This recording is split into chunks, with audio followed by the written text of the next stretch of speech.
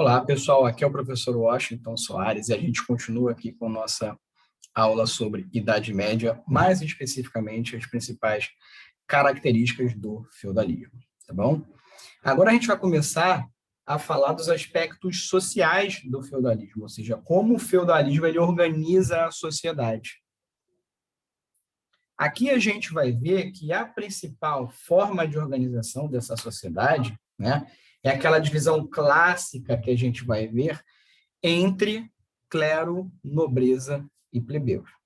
Bom, ela se desenvolve, né, já num período anterior, mas esse é o período em que ela se torna, digamos assim, toma o seu aspecto mais bem acabado, tá bom? Eu vou ler aqui para a gente um dos trechos do bispo Aldebaran de Lyon, em que ele justifica a existência dessas três ordens. O domínio da fé é uno, ou seja, um só, mas há um triplo estatuto na ordem. A lei humana impõe duas condições: o nobre e o servo não estão submetidos ao mesmo regime. Os guerreiros são protetores das igrejas. Eles defendem os poderosos e os fracos. Protegem todo mundo, inclusive a si próprios. Os servos, por sua vez, têm outra condição. Esta raça de infelizes não tem nada sem sofrimento. Fornecer a todos alimentos e vestimenta, eis a função do servo. A casa de Deus, que parece una, é, portanto, tripla. Uns rezam, o clero, outros combatem, a nobreza, e outros trabalham, os plebeus. Todos os três formam um conjunto e não se separam. A obra de uns permite o trabalho dos outros dois, e cada qual, por sua vez, presta seu apoio aos outros. Então, pessoal, essa arquitetura social, ela surge como um arranjo de poder entre os mais fracos, mais fortes em relação aos mais fracos, né? Os nobres, detentores das propriedades rurais, né, que eram noção de riqueza naquela época, também detentores do poderio militar, impuseram o seu poder diante desses servos, né, naquele processo de transição entre o mundo antigo e o mundo feudal, né, na Idade Média, o esfacelamento ali do Império Romano. A Igreja Católica ela serve aqui como justificadora dessa forma de organização. Então, ela entra com a explicação. É o que a gente chamaria de explicação ideológica. Ou seja, ela explica, no campo das ideias, por que essa organização existe, ela justifica essa organização, tá bom? Uma das funções da ideologia, né, do campo das ideias, é justamente explicar como a sociedade funciona e por que ela funciona desse jeito e não de outro, tá bom? Essa sociedade, pessoal, ela é uma sociedade que nós chamamos de estamental. Então, uma sociedade estamental é uma sociedade em que a sua posição dentro dessa pirâmide aqui, ela está estabelecida pelo teu nascimento. Ela é dividida entre famílias nobres e famílias plebeias. Então, se eu nasci numa família nobre, eu sou nobre. Se eu nasci numa família plebeia, eu sou plebeu. Ponto. É o meu nascimento, é a loteria do nascimento que define a posição dos indivíduos, e não a competência. Então, não tem a ver com o nobre ser mais competente, mais inteligente, o plebeu ser menos competente e menos inteligente. Tem só a ver com nascer numa família específica. Isso é o que nós chamamos de sociedade estamental. Ela está dividida em estamentos, que a gente vê aqui primeiro, segundo e terceiro, que eu já vou explicar. Tá bom? É uma sociedade extremamente rígida, ou seja, a chance de um plebeu virar nobre, ela é raríssima, e é muito mais comum da gente começar a ver esses exemplos, não na Idade Média, mas sim a partir da Idade Moderna. Colombo, por exemplo, era um plebeu, né, prestou um serviço importante para os reis da Espanha e foi tornado nobre. Isso aconteceu algumas vezes, mas são casos extraordinários, né, com pessoas que produziram coisas de um ponto fora da curva, né? No caso, Colombo, o fato dele foi extraordinário. Então, por isso, ele ganhou um título de nobreza. Mas, na maioria esmagadora dos casos, nasceu plebeu, morre plebeu, nasceu nobre, morre nobre. Tá bom? E nascendo plebeu ou nobre, isso garante você uma posição e um acesso ou não a um conjunto de benefícios dentro dessa sociedade. Tá bom? Então, lá no topo da pirâmide, como a gente vê na figura à esquerda, está a classe dominante, que é a nobreza, né? Os nobres, pessoal, eles encaminham os seus homens ou para serem guerreiros, né? Quem vai herdar o feudo do pai é o homem mais velho, tá bom? É sempre por linha paterna. Se morre mais velho, o segundo mais velho e assim por diante, né? Então, só em casos excepcionais herda a moça. E como a mulher na Idade Média ela não tem uma liberdade como a gente tem hoje, então, na verdade, se ela, por acaso, herdar o feudo do pai, o feudo passa a ser do marido quando ela casar. Ou se ela entrar para a Igreja Católica, ela pode também dar o feudo como dote para a Igreja Católica, tá bom? E aí passa a ser a Igreja Católica a dona daquele pedaço de terra. Então, os nobres, eles nascem, né, num conjunto de famílias, então os homens são dirigidos para o mundo da guerra, os guerreiros, né? Os primeiros herdam a propriedade do pai, os filhos segundos, terceiros e assim por diante, que arrumem um bom casamento ou que tentem por si só conquistar as suas terras, né? As mulheres, como eu disse, casavam sempre com decisão do pai, né? Nunca delas mesmas. O casamento aqui é um casamento entre famílias e não entre indivíduos. Então, Maria não vai casar com José porque os dois se gostam, mas sim porque os dois são de famílias que estão estabelecendo um laço via casamento. Se eventualmente eles se gostarem, bem, senão também não faz tanta diferença, tá bom? Então a gente vai ver que essa nobreza, para encerrar, são guerreiros ou religiosos. Os altos cargos da Igreja Católica serão compostos invariavelmente por membros da nobreza. Bispo, arcebispo, cardeal, papa. Esses grandes quadros, esses são compostos apenas pela nobreza. Os quadros mais baixos, padre, pároco, aqueles cargos mais simples, né, que estão mais ali no dia a dia, né, com os seus fiéis, esses algumas vezes são da nobreza menos importante ou até entre os plebeus mesmo, tá bom? Nesse caso, das camadas mais baixas do clero, não é nada incomum a gente encontrar plebeus ali não, tá bom? Abaixo deles, né, estão os servos ou vilões, né, os plebeus.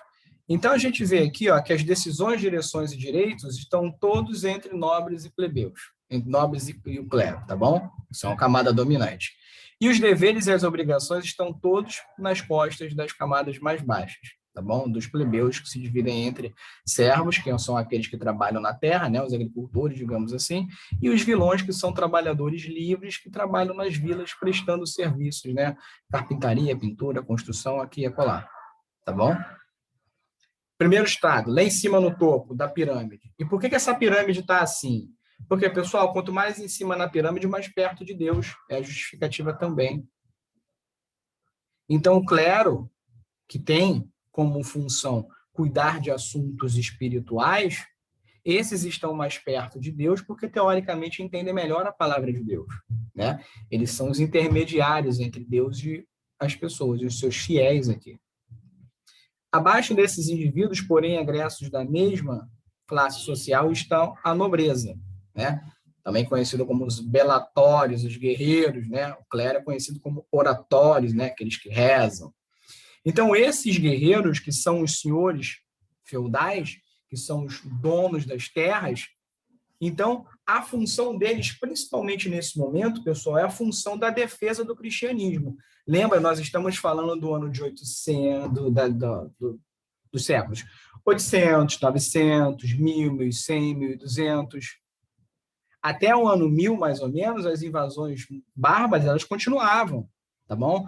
Os nossos vizinhos da Península Ibérica, o que hoje é Portugal e Espanha, estão dominados pelos árabes, né? Os árabes que, aliás, dominam a Terra Santa.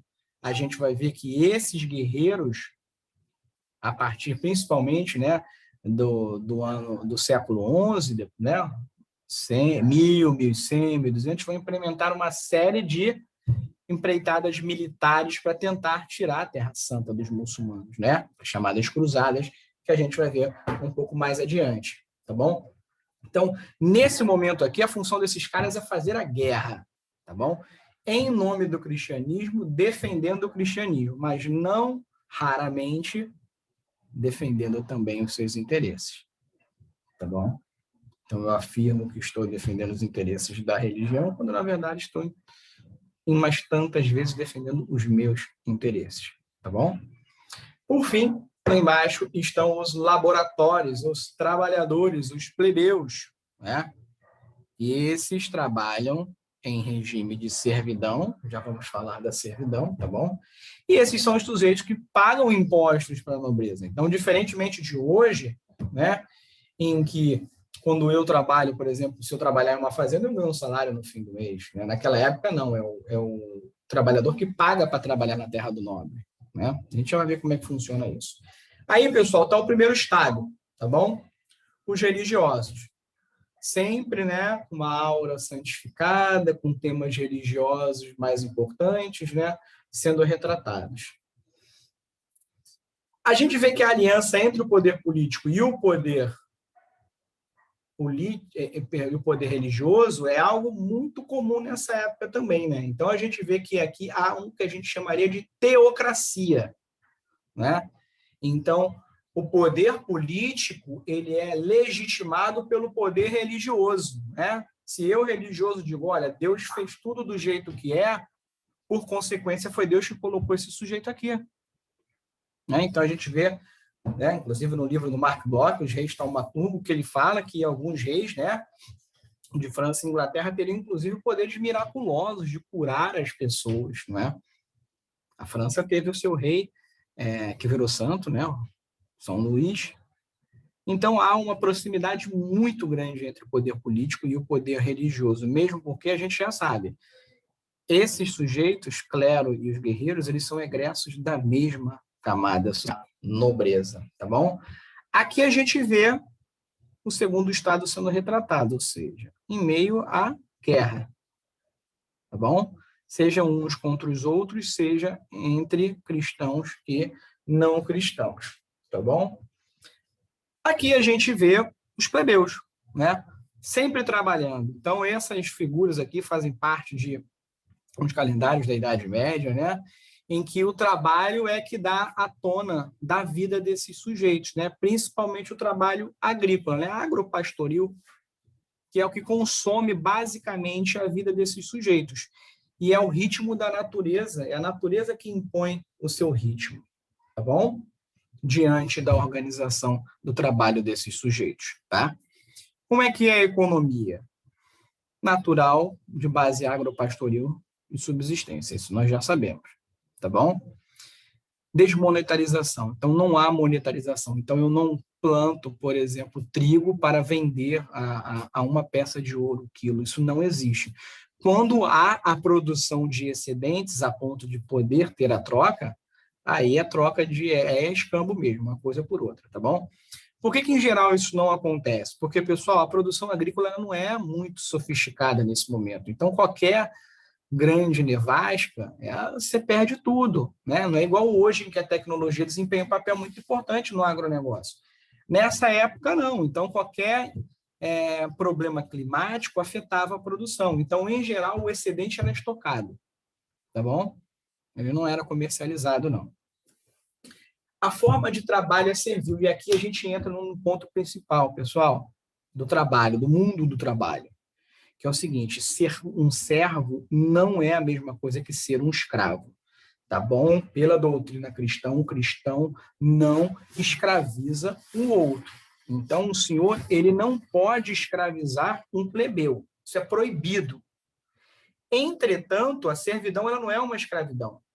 Por quê? Porque o homem, o sujeito, ele é livre. Eu não posso comprar um fulano e vender para Beltrano, igual acontecia na antiguidade ou no período colonial da América. Isso não acontece. Então, eu não posso vender o meu servo. Então, eu tenho para com ele um conjunto de obrigações, ainda que a vantagem esteja comigo, não é? E ele tem um conjunto de obrigações para comigo. Então, eu protejo, né, naquela lógica do belatório, e ele trabalha na lógica do laboratório, né? E, como eu disse, ele paga impostos para trabalhar na minha terra. Então, ele acaba ficando endividado pelo tanto de impostos que ele trabalha. Tá bom? Aqui são algumas das obrigações que a gente vê. Aqui a terceira figura do lado direito, né? Essa é uma porcentagem que eu tirei, que era uma porcentagem comum às obrigações feudais na França da véspera da Revolução Francesa. Né? Então, estamos falando de 1780, da década de 1780. Mas, pessoal, esses dados aqui, essas porcentagens, não são tão diferentes se comparadas às porcentagens da Idade Média, não. Então, na prática, olha só o azul, depois de tudo o imposto que ele paga para senhor, para a igreja, para A, para B e para C, sobra 35% da produção para ele. Então, é como se ele produzisse 100 quilos, por exemplo, de trigo e 35 foram parar na mão dele. O resto foi parar de imposto. Né? Então, isso tornava a vida desse sujeito complicada porque ele se tornava dependente da terra. E, por consequência, dependente do dono da terra.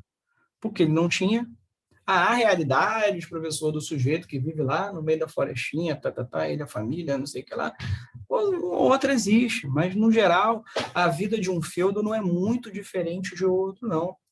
Né? Quando a gente vê essa simulação aqui, esse desenho do feudo à esquerda, tá bom? Ele é uma simulação muito comum à maioria dos feudos, só muda aí a arquitetura, lugar de um lugar para o outro, né? O castelo, mas, em geral, não muda muita coisa, não, tá bom?